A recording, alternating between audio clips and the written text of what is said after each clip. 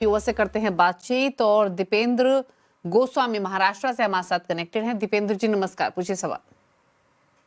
Ma'am actually मैंने lump sum अपना add किया हुआ है 9 लाख का, मतलब ये लास्ट जनवरी में। मेरे पास में जो फंड है HDFC मिड कैप फंड, उसमें 1 लाख रुपए और ICICI प्रूडेंशियल फ्लेक्सी कैप में 1.5 लाख, SBI कॉन्ट्रा में 3 लाख है और एडिलवाइज मल्टी असिस्ट में 1.5 लाख है, मोतीलाल ओसवाल मिड कैप में 1 लाख है और HSBC स्मॉल कैप में 1 लाख है। साथ में एक HDFC मिड कैप में सिप भी चल रही है 2,000 की। तो ये जो फंड है, मैंने ये प्रॉपर मेरे फंड है या फिर इसमें कोई मतलब चेंज करना चाहिए, ये मेरा एक पहला सवाल है। ये तो आपकी लमसम इन्वेस्टमेंट है ना सब फंड्स में?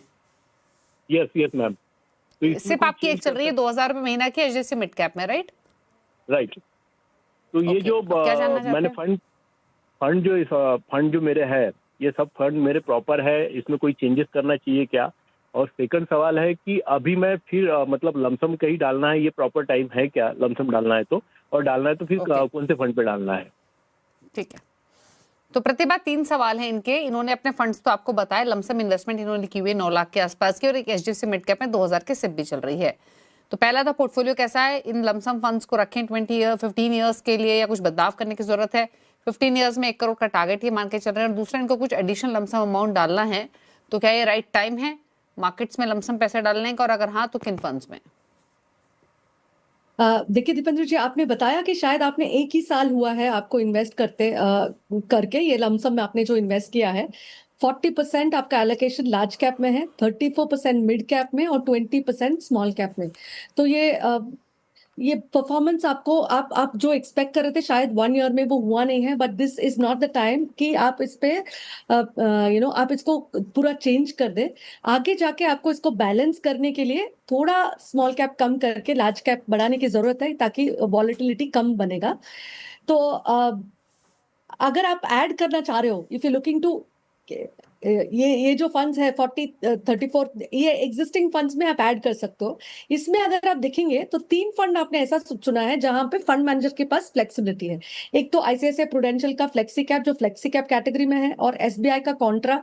तो वो फंड मैनेजर के पास वो चॉइस है कि वो मिड कैप में डाले कि लार्ज कैप में और स्मॉल कैप में। ये करना बहुत ही अच्छी बात है, क्योंकि कभी कभी मार्केट कैप चेंज होता है तो हम लमसम डाल के उसको निकाल नहीं सकते।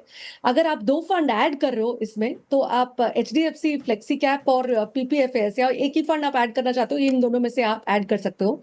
गोइंग फॉरवर्ड क्या आपको लमसम करना चाहिए, इस क्वेश्चन का सवाल, ये सवाल का मैं वापस सवाल पूछूंगी कि आपका टाइम होराइजन है, आपका टाइम होराइजन अगर 5 से 7 साल है, जिसके पास लमसम है उनको करना चाहिए STP के थ्रू इन्वेस्टमेंट्स। कई सारे लोग, इतना SIP पॉपुलर हो गया तो लमसम होने के बावजूद भी वो SIP करना चाहते हैं। This is wrong. अगर टाइम इन द मार्केट रखना है तो आपके पास लमसम है तो STP के जरिए कीजिए। अगर आप एग्रेसिव कस्टमर है तो कम टाइम के लिए STP कीजिए, और अगर कंजर्वेटिव है तो ज्यादा टाइम के लिए STP कीजिए। ऐसा नहीं होता कि आपने STP किया इसलिए वॉलेटिलिटी से बच जाएंगे, लेकिन थोड़ा एक बफर मिलता है कि आपने डाला तुरंत मार्केट गिर गया, ऐसा नहीं होने वाला है। तो जहां तक आपका टारगेट का सवाल है, आप जो 9 लाख डाले हैं आज के तारीख में लमसम में, वो 9 लाख को आप 15 ईयर्स तक बने रहेंगे, मतलब ये इन्वेस्टमेंट्स में बने रहेंगे, तो नियरली 49.26 बन जाएगा। और यही अगर आप 7 साल और टाइम दे दे उसको, तो वो सिर्फ आपका 1 करोड़ का जो टारगेट है वो सिर्फ आपके जो लमसम से बन जाएगा। आप SIP ऐड करेंगे तो उसका एक्स्ट्रा रिटर्न्स आपका बनेगा। ओके, तो ये रही सलाह आपके लिए। और पहले तो 2 फंड्स आपको बताए भी गए हैं, Parag Parikh flexi cap, HDFC flexi cap. रही बात आपके गोल की, तो आप गोल के नजदीक तो पहुंचेंगे ही। थोड़े बदलाव आपको सजेस्ट किए गए हैं, उन पर ध्यान दीजिए। जैसे कि आपको थोड़ा जो एक्सपोजर है वो मिड कैप में कम करने की जरूरत है। निपॉन मल्टी कैप एक ऐसा फंड है जहां पर और लमसम आप ऐड कर सकते हैं। तो ये कुछ बातें आपको बताई गई हैं, इन बातों को नोट कीजिए, बदलाव कीजिए। लेकिन आप पूछ रहे थे प्रतिभा जी के टॉप 4 फंड्स। प्रतिभा जी बताइए कौन से फंड्स पिक किए हैं आपने?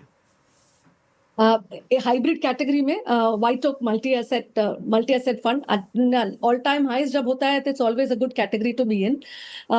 मल्टी कैप फंड में Nippon multi cap fund, Invesco contra fund और ICICI वैल्यू फंड। और जैसे मैंने बताया था, फ्लेक्सिबिलिटी वाले सारे फंड्स हैं, जहां पे फंड मैनेजर के साथ फ्लेक्सिबिलिटी है कि वो मिड कैप में जाए, लार्ज कैप में जाए। वो कितना यूज करते हो अलग बात है, लेकिन ये मेरे टॉप 4 फंड्स हैं।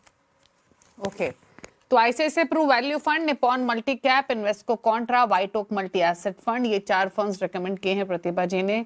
इन चारों फंड्स के साथ मिलाकर एक कंप्लीट पोर्टफोलियो बिल्डिंग की भी आप शुरुआत कर सकते हैं, या फिर कोई कैटेगरी मिसिंग है तो यहाँ से पिक करके आप ऐड कर सकते हैं। तो ये रहे आपके लिए टॉप 4 फंड्स प्रतिभा जी की तरफ से। चलिए, शुक्रिया प्रतिभा जी शो में आने के लिए और सभी व्यूअर्स की उलझनों को सुलझाने के लिए और मिड कैप्स पर खास चर्चा करने के लिए, अपनी राय देने के लिए। इसी के साथ योर मनी में तो इतना ही। ब्रेक के उस पार भी खबरें जारी है CNBC आवाज पर। नमस्कार।